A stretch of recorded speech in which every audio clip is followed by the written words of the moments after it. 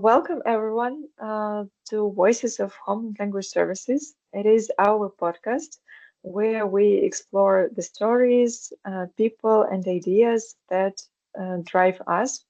My name is Ksenia. I'm a global marketing manager, and here, beautiful ladies together with me. And I'm Seleni Sameko, and together we're your host as we dive into conversation with incredible members of our homeland family and beyond. As we step in this year, many of us are filled with wishes, projects, and ambitions, and they are personal and professional. And the big question is how to move from desire to reality. How do we organize our chaotic thoughts in a clear plan? And that's why we're so excited for today's conversation. We have with us someone who is not only an expert in this process, but also brings incredible warmth and wisdom to the topic. She's here with us to map out our year. So please join us in welcoming our Human Resources Manager, Michelle. Hi, Michelle, and thank you for being here with us. Thank you so much for having me, Senior Lenny. I'm really happy to be part of this conversation. Michelle, let's start at the very beginning. We have a certain list of wishes to learn a new skill, to improve a process, get a promotion, achieve better work balance in our lives. What's the first piece of advice for turning those abstract wishes into tangible goals that we can actually work with? First thing is telling them apart. Um, I wish I was born rich. I wish I were taller. These are things that I cannot accomplish. Um, but there are things that if you plan and structure, you can make into a goal. So you mentioned getting a promotion, achieving better work-life balance. So if you plan those things and structure step by step how you're going to get there, that's when you have a goal instead of a wish. Okay, following up on that, once we have these goals, which are looks like that they can be real, the next challenge is organization. And some of us use digital planners, other people love some notebooks and like something else. Do you believe there is the best system which can suit everyone, or it's sort of the process to find what fits the best? And what about yourself? What are you using, and what would you recommend to somebody who will start to try? Well, there is no one size fits all here. What matters the most is that it's visual. It's not something that you can have in your head. You have to write it down somewhere. If you prefer digital, if it works best for you, great. If you are like me, I'm old school, so I prefer, a pen and paper, colored post-its in a visual, physical Kanban. So that's what works best for me. But some people might prefer the digital. That is absolutely fine. The best method is the method that you can stick to, something that you're not going to start and then forget that plan even exists. If it's something that you really want to follow, it is something that you have to have visuals constantly. So as long as you make it visual and the system works for you, great. I work with pen, paper, colored post-it. So that's what works for me. Nice. I I'm love actually that. also old. old-fashioned, and I wanted to show you my notebook with some drawings, but I forgot that my phone is standing on it. Selene, what about you? What do you like to organize yourself? I love to have a mixture.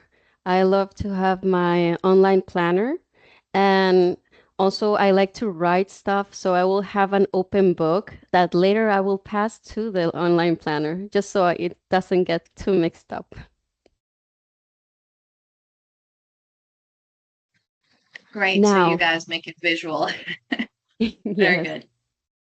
Now, a very common trap is overcommitment because we get excited and do a list of 20 projects for the year. And from the HR perspective, how can we realistically assess our capacity and prioritize? Because how do we decide what gets our focus this year versus what might go on a someday list?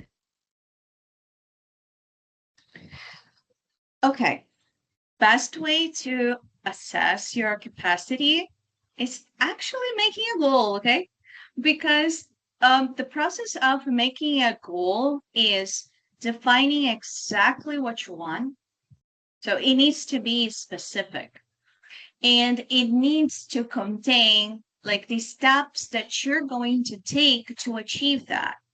And for those things, for each of those steps, you're going to need time and some sort of resources. It can be a tool, it can be certification or whatever goal that you have. So when you have your goal designed, you know how much time you will have to invest on them. So that way you can see really what is achievable or not. And sometimes what you're going to use to assess the priority of it depends on different things. It depends, for example, on the resources that you currently have. So you might start with a goal that you kind of already have the means to work on achieving it. Um, but there are other goals that you will need some sort of pre-step and you cannot start yet. So that would be, the postpone list. You're still going to do it, but not that soon. But it's nice that you have that on your radar, to build your roadmap. There are other ways for you to define the priority as well. Not about the means, but about the impact. That one thing that you believe it is the most important, the most impactful, the one that you wish to change first, no matter what. So you focus on that. I like to make an analogy with a car. Like you know where you're going, right? So the goal is setting in your GPS where you want to go. Now, everything that you do is basically you driving a car, moving in the direction that will take you there. But you can only have so much fuel in your tank. You are only one human being. You have 24 hours a day.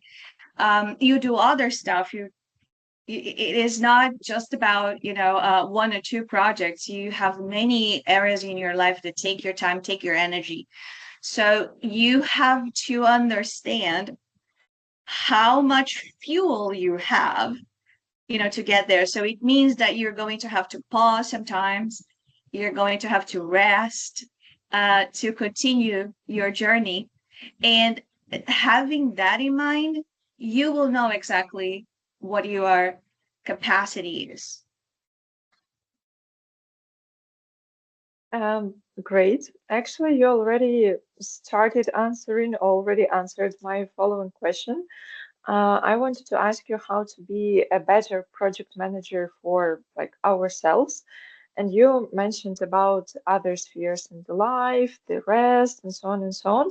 I know there is a technique. It calls balance wheel when you draw a wheel and then you like analyze the spheres in your life. Like, For example, you have a sphere of friendship, how full it is. You have a sphere of career, how full is it, so on and so on. And so that can show the person at the beginning of the planning that, hey, you have other life. Can you recommend some other instruments, because it's very vital, because we can have some very ambitious professional goals, but we can forget that, for example, we have families, we have friends, and we have actually our bodies, which also needs our attention. What can you say about that? Well, what you mentioned is perfect. Everyone needs to understand that there is more to life than profession. Okay, there is more to life than my neighbor decided to drill the wall right now. So there is more to life than just work and how can I put this? Investing in things that will take you professionally further. Profession is just most of the times it's something that will provide you the money to live all the other things. But you have the emotional, you have the spiritual, family, friends, self-care, and you cannot neglect that, because if you do, you don't have the fuel to pursue that. So you as a one whole being, let's say, things that recharge you will be rest, contact, family, that quality time that you have with your loved ones, spirituality. Those things will give you the fuel that you need to go further in what makes money, if we can say it like that. Uh, and they are as important as that. If you neglect one part of it, you will not get far. If you focus 100% on achieving career success and you neglect your family, you will not have success. You will not be whole. And you will be missing out on something really important. So you need to really balance that. There will be certain trade-offs, things that you will have to sacrifice for a while, that you need to be willing to sacrifice for a while. So if you are studying, you might have to sacrifice a little bit of your leisure time, a little bit of your sleep, and I recommend, sleep at least 6 hours. Don't overdo that. Okay, 6 or 8 hours. Don't go lower than 6. Um, but that is a trade-off that you must always put in your mind, that is temporary. You cannot go too long sacrificing something important. So it is fine to have these trade-offs, but once you achieve what you were looking for, then try to balance again. You know? So I guess that's how you achieve success. You cannot be successful in just one area. So it would be truly about the mindset. Even I find that even with the best plan, sometimes life happens, motivation fades, unexpected things come up. So, what would you say it would be like a hack or a way to stay resilient, getting back on track, and maintain momentum throughout the year? In a simple word, identity. Um, your goal, whatever that is, needs to be connected with who you are or who you want to become. If if it's not aligned with who you are, the first obstacle that you face, you're gonna give up. But there's a famous bestseller author here in Brazil that he uses well, the saying is not his, but he uses that in his seminars, and I absolutely love him and his books. He says, if you know the why, you endure the how. So if you remember why you started, if you remember why this is important for you, then whatever comes your way, even if you feel discouraged sometimes,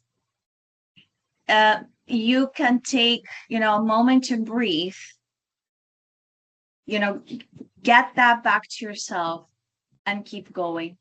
And another thing that helps, well, when you have a structured plan, is looking back and see that you already covered a step, you know. So you see that you're not where you started anymore. And even the smallest step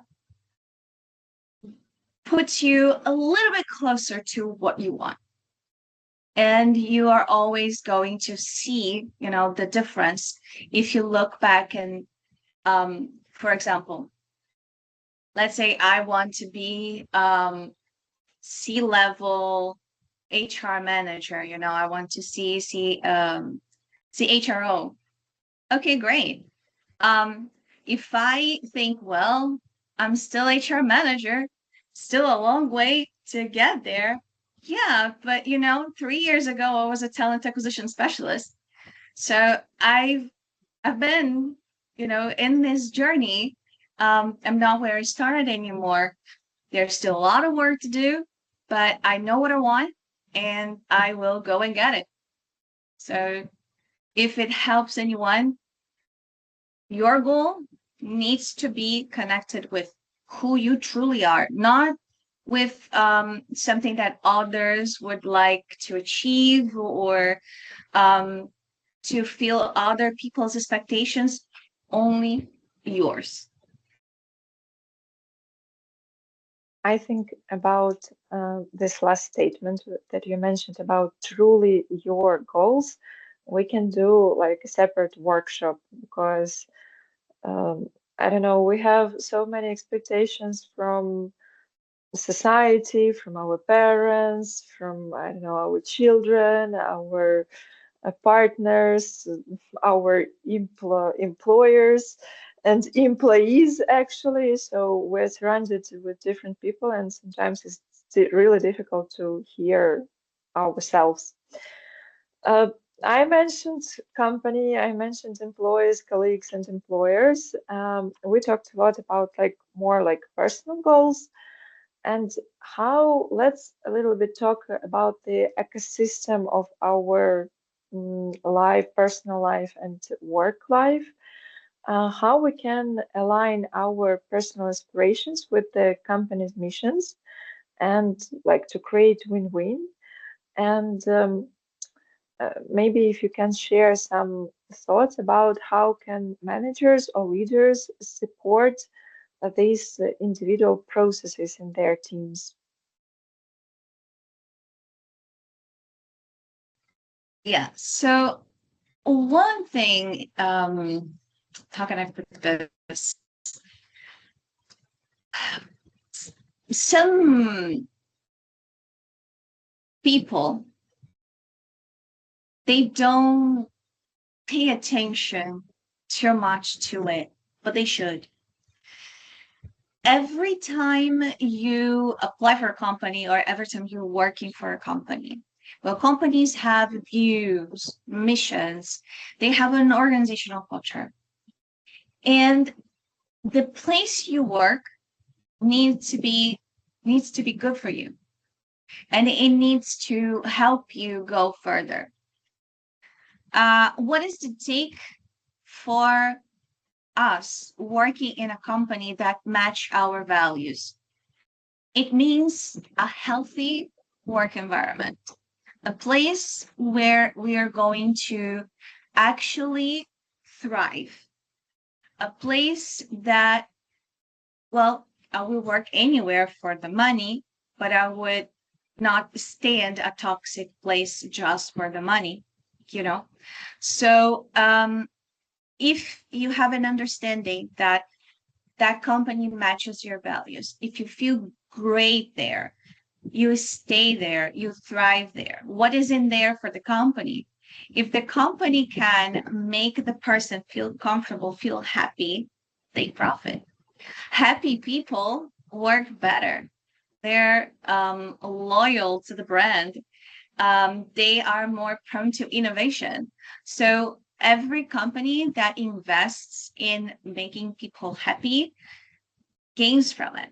Now, talking about goals and how managers can help people get there, there is something that we call something like personal financial plan, and it has to do with leadership understanding where you want to go. Um, you can, I mean, the company can, or the leader can um, give you tools, um, kind of give you opportunities to develop whatever transferable skills you need to achieve that goal. Um, either to be more successful financially in or around the company, okay? Um, or you as a professional, I mean, grow professionally in terms of acquiring skills, hard or soft skills. So the manager can give you opportunities to achieve those things. And again, the more you grow, the more your manager wins, because they are going to have, more capable professional working for them. And for you, I mean, again, if you're happy where you are, and if you see that there are opportunities for growth inside the company that you are going to stay. You're going to bring innovation. So it is the win-win that we're looking for. So to all managers out there that can listen to their team and find what drives them, that is great. There's also a test for that, and we can talk about that in a different workshop. There are some tests that you have, um, you can discover your career anchors, and that can kind of lead, your way into what would work best for you. And it is for talent management. It is a way for us to develop that talent. So basically, leadership understands what the company needs, understands what their team member wants, and try to, get this marriage happy and long. I love that. I think we could hear even more about the topic in the future. I would love that.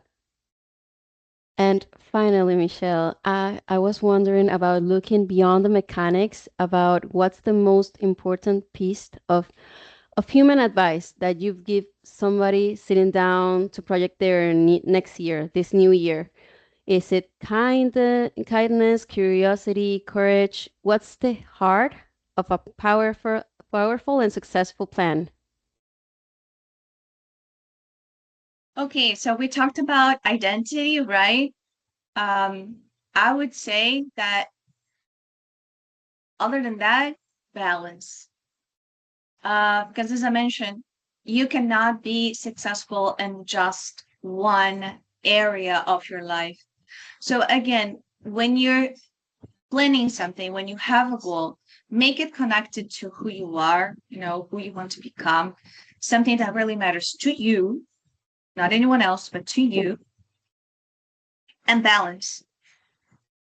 Don't go full in one let's say, side of the wheel. A wheel doesn't have a side, but well, you understand what I mean. In just one part of the wheel, don't go full in just one part and forget the rest. As long as you can balance, as long as you can commit to yourself, you're going to have a successful plan. Nice. Sounds very inspiring. And I hope that our listeners, they will find this conversation not like only inspiring, but also they will find some motivation to ask these questions like what I truly want, what I truly like, how I want to see my life in a year. And yeah, and as you mentioned, let's try to study the art of small steps and remember the way that we did, not just wait for results and not just make the goal to be perfect, because sometimes perfect is not already alive. So thank you for sharing your expertise, Michelle, and it was very warm conversation. I would just, get a hook of what you said to mention. Don't don't look for perfection. Um, there is a saying in Portuguese that is like feito é melhor que perfeito, which is something like done is better than perfection. So just get it done. You know, don't wait until the super ideal moment that doesn't exist. And again, it can be another conversation. But just get it done. We have the expression done is better than nothing, so almost the same.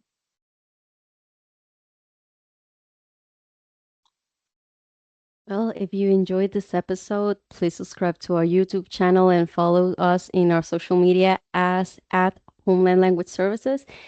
You can find more about Homeland Language Services and the incredible work that we do while visiting our website, homelandlanguageservices.com.